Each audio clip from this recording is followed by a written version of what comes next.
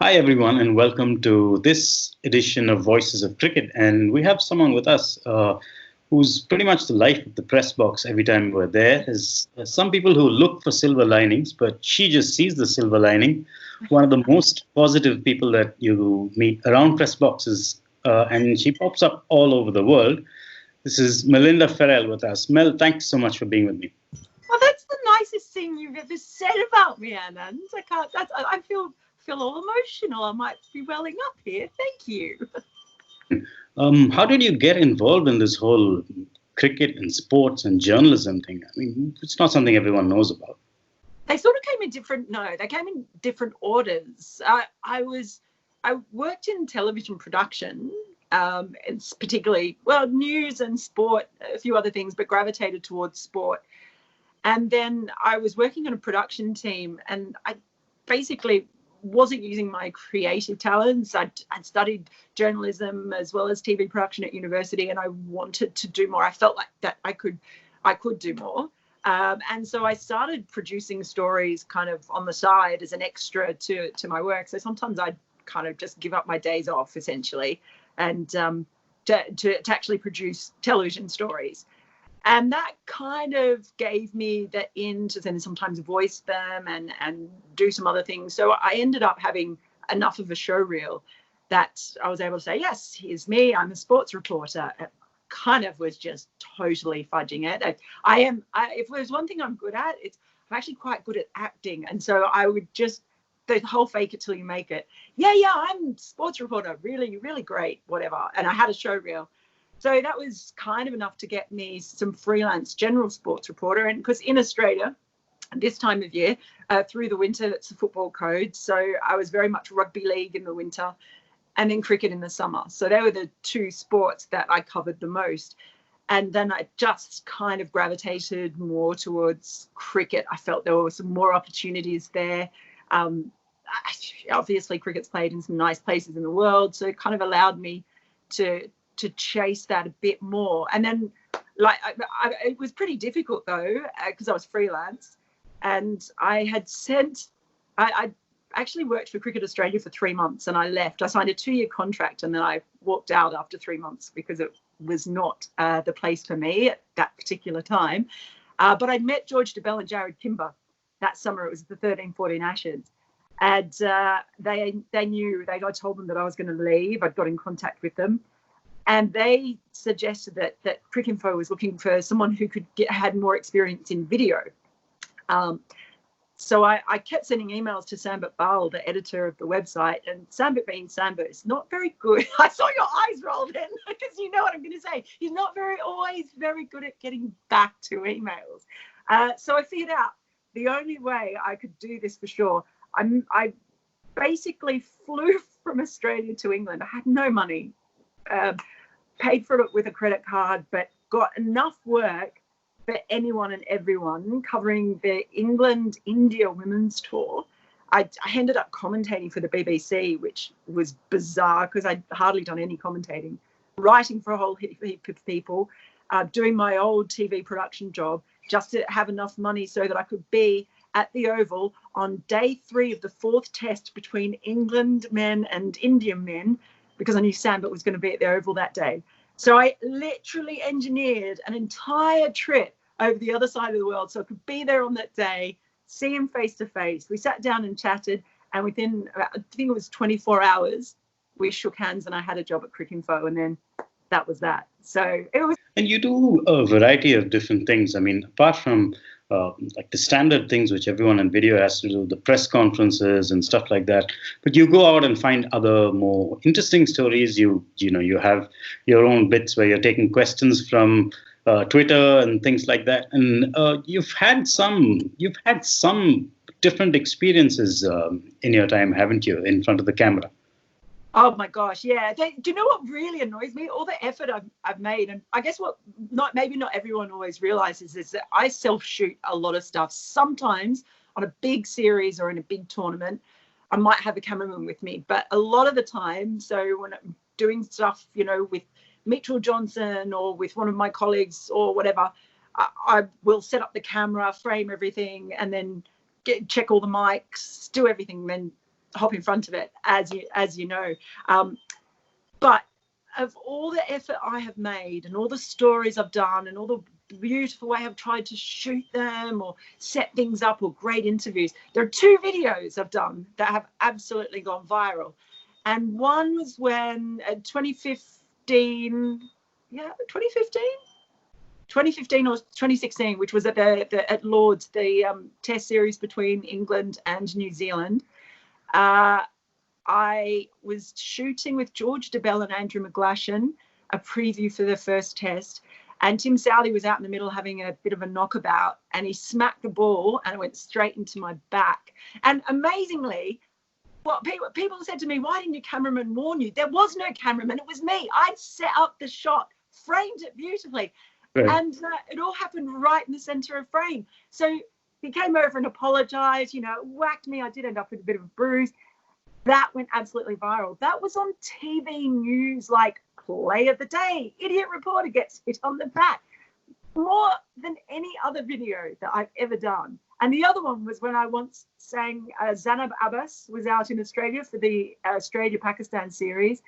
And she made me sing Dil Dil Pakistan because it'd been in my head because, of course, I heard it all the time. And that also made it onto some news channels saying that I was making a tribute to the singer of that song who had died recently. That went viral as well, massively. You can see them on YouTube.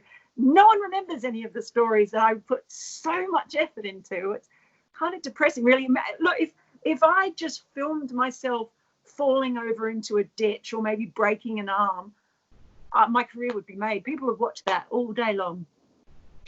Well, apart from the video, there's days in which you're doing multiple different things, aren't there? Like you said, you're doing commentary sometimes during the Women's World Cup. Recently, I saw you were between shooting videos and commentary and writing. You had your hands pretty full. How do you handle doing 3 different things? Because they're very, very different disciplines. And I've dabbled and I find it very, very difficult. How do you do it? It is difficult. It can be very difficult to switch your brain. I tell you, it can be really hard if you're writing a piece and you're deep in writing a piece, and other colleagues will tell you this as well. And then you've got to go out and it interrupts you, because you spend half an hour sort of go out, film, come back. You've got to send the video, all that stuff, and then you're completely gone. And also if your head's really busy, it can be really hard to be up and focused on the camera and engaging and everything else. So it can be really hard, I think, to flip between doing all of those things. I find, though, I still find writing harder. Not like you. We're probably the opposite, I reckon, in that regard. Although it depends. Like writing's one of those things, I guess, too, where some days you can just sit down and write 1,000 words without it even being a bother, and other days it's like carving each word out of your soul with a toothpick or something. It's really hard. So the more you do, the harder it can be, and you can get really stressed, and that's probably the hardest thing. And then if you're feeling stressed, it's getting in front of the camera, especially if you're filming and say you've got a guest. Like if I have a former player with me or something like that, and I've got a technical problem with the camera, or something's not working, or the light's really bad, you're trying not to get stressed because you don't want to stress out your guest either. So there's just all of those little things about having your head around everything, but they are really different. Even commentating for different things, commentating for TV versus radio, everything's so difficult. No, but it's great to have experience in all of that, because I think it gives you a lot of respect for other colleagues who do different things, whereas sometimes you might think, people who just write think that it's really easy to go and stand in front of a camera or sit behind a mic, and people who, on the other side of it, people who, might do the TV stuff, well, I'll be like, yeah, they're just transcribing some quotes and joining the dots. But I've got a lot of respect for all of them, because I am the ultimate, I would like to say all-rounder, but instead I'm going to say bits and pieces player. I have to do everything, but I don't necessarily do all of it particularly well. Well, this is a question you've probably been asked a lot, but I'm going to have to ask you again anyway, and you can try and come up with a different answer if you want. Being a woman in sport, being a woman in a very male dominated sort of uh, activity, and even the profession as it is, I've seen a change in the 20 years that I've been covering cricket, but it's You've been still. covering cricket since you were 10? Wow, that's amazing, Anand. I'm Well, impressed. while it has changed, there are still some things that women have to put up with that men don't, and I know that you've been through some of that. And do you want to talk a little bit about that and what you'd like to see going forward? Um, Look, it's definitely, I'd say it would be a lot better than it used to be. There's a few different categories there. So there are a lot more women in broadcasting now. So you see some terrific female commentators, and a few more maybe in TV, but still not a lot in cricket. Cricket has fewer female journalists than a lot of other sports, if I'm being really honest, and hardly any writers. Like hardly any. I'm waiting for my copy of the Wisden Almanac to arrive. Now, each year there'd be more than 100 writers. You'd be lucky if there were 10 women in the world who will write, and that there aren't a lot of women who are actually writing about the game. And a part of that, I think, is because when you're calling these voices of cricket, well, you can see and hear if it's a female voice. Getting the female voice of the writer is not so noticeable. So I think there's been less pressure on organisations to go, hang on a second, is there any diversity? Have you got some women who can cover not just women's cricket, because that's what often happens as well. It's like, oh yeah, we've got a women's game, but we'll send a female writer to do that. So there's a disparity. So while there are more women in the press box, or not in the press box, women in cricket reporting or commentary broadcasting, there still aren't a lot at all.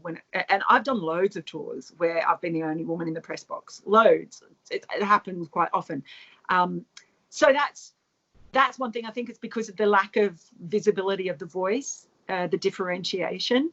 So that's like a work thing. That the fans thing can be difficult. Like if you have to film outside a ground, and I've managed to negotiate not having to film outside of a ground, come to agreements with broadcasters about when and where I can film in both Australia and England, because I used to get harassed by fans at the end of the day, especially after they've been drinking, and to the point it became physical. It was sexual harassment, but drunk guys putting their hands on me and trying to touch the camera then as well, and it frustrated me. There were days when it really upset me, and because I couldn't do my job. You can't do your job when you've got a group of guys standing there chanting at you a load of obscenities or trying to lick your arm or whatever it is. So that can be frustrating, the fan side of things, where it still can seem very blokey. You get less of that in T20 cricket, and depending on where you are, certainly women's cricket. Test cricket's probably still the worst for that kind of thing. There have been other incidents or times as well where you feel uncomfortable, and it's trying to work out how to handle that. So no one wants to really put their hand up and make a fuss or make it seem like you're making trouble or whatever the perception might be. But there have been times when I've had to think, God, how do I handle this?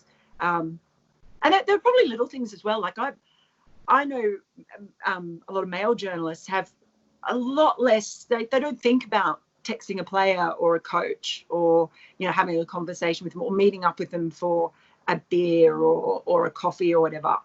I'm a little bit. I don't tend to do that sort of thing as much, because I don't know. I'm just very wary of boundaries and what's appropriate and not appropriate. So I think that can sometimes be, a little bit limiting, perhaps. What is great is there's an incredible network of female broadcasters and journalists, and who get on fantastically, really super supportive of one another. So that's made a difference. That's probably only developed in the past couple of years, that we chat to each other on WhatsApp, and that's a huge thing, because then you're not the only one who experiences these things. Now, stepping back and switching tracks a little bit, let's get away from the press boxes and the cricket grounds and journalism, and actually get to know you a little bit better. What's the one trait about yourself that you like the most? Well, maybe it's the thing that you said, in that I'm generally a pretty even-keeled, happy person. I get excited about little things very easily, which I'm sure probably annoys the hell out of some people who have to spend time with me. But I I enjoy the fact that I enjoy things, and it doesn't take me much. My friends, my close friends who've known me the longest, sort of have this joke about me that I say everything is the best ever. It's just that's the best thing ever, and of course it's not, and they take the mick out of me, but I do enjoy life a lot, and that's a great thing, because I like being excited and I like being happy. And which living person, someone you know or you don't, or someone you know of, famous or not so famous, do you admire the most?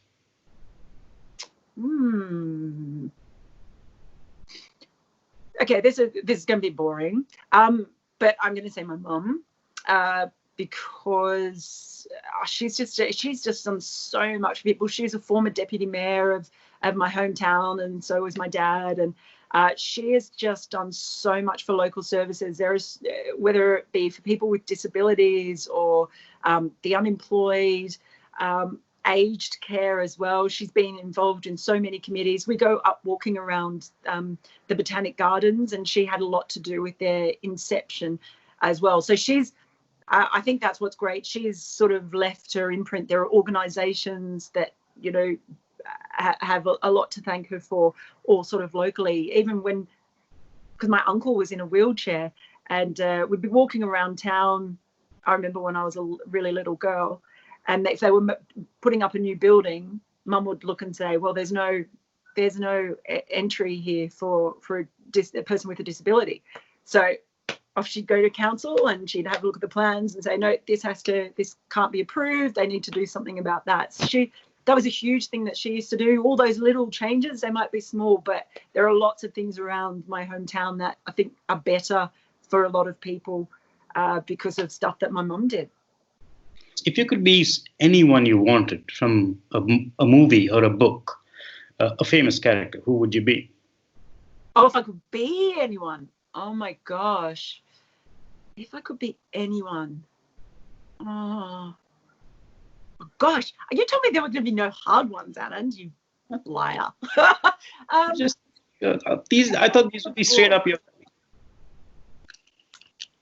Okay, I reckon if I was going to be someone from a book or a film, I would totally want to go completely the other way, and go start traveling through the universe or something. Maybe I'd be like Princess Leia or something from Star Wars, because I loved Star Wars when I was a kid. So totally different and totally divorced from this reality.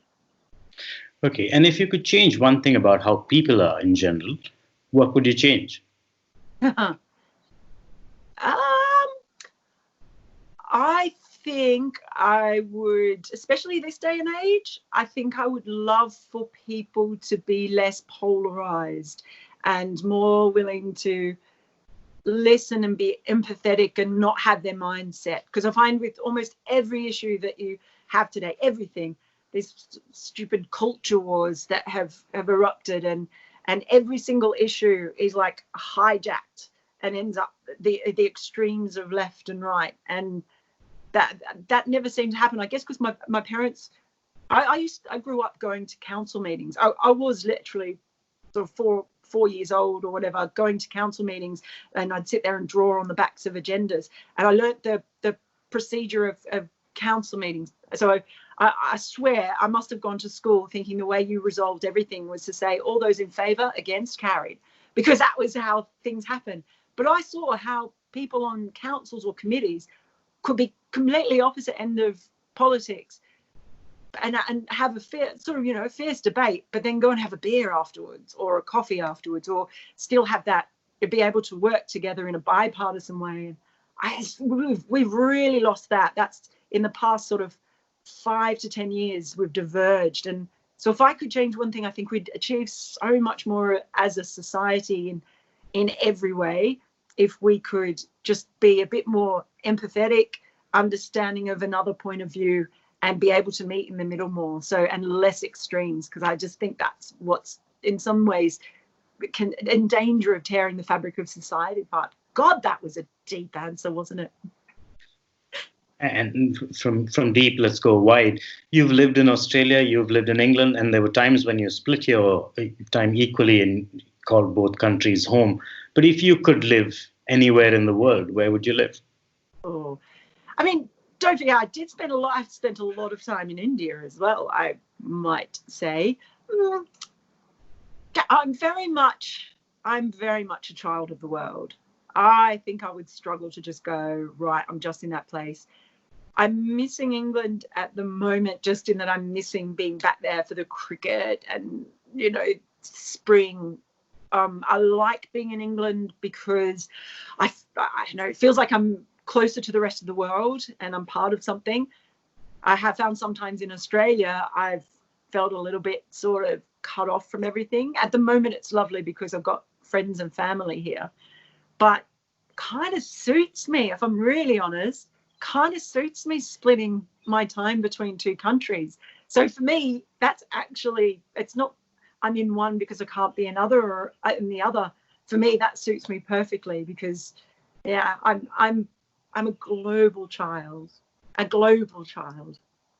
Well, I think we should end on that note. I'm going to ask you one final question. When you get back to the cricket, when we do all get back to sport, and after this whole coronavirus situation is passed, whenever that is, and what is the one thing that you're looking forward to most? That first day when you get back to work and get back to a cricket ground. I don't even know if it'll be allowed at that point. I mean, to be fair, I'm going to even appreciate rain delays, even the really annoying rain delays, even bad light delays. I'm going to enjoy bad light delays. But I know I'm a hugger. I am a hugger, and I hug everyone. I love the first day when you get back into the press box, whether it be when I get back over to England, or I'm here in Australia, or if you're on tour, because that family, I've got friends in the media in New Zealand or India or South Africa. But it's that thing where you see someone you haven't seen them for ages, and it's this great just series of half an hour or an hour where you have your sort of half yearly quota of hugs in that particular time. So I'm really looking forward to just hugging everyone in cricket. I'm just going to hug everyone in cricket. Well, that is an even better note to end on. Thank you so much, Mel, for speaking to me today.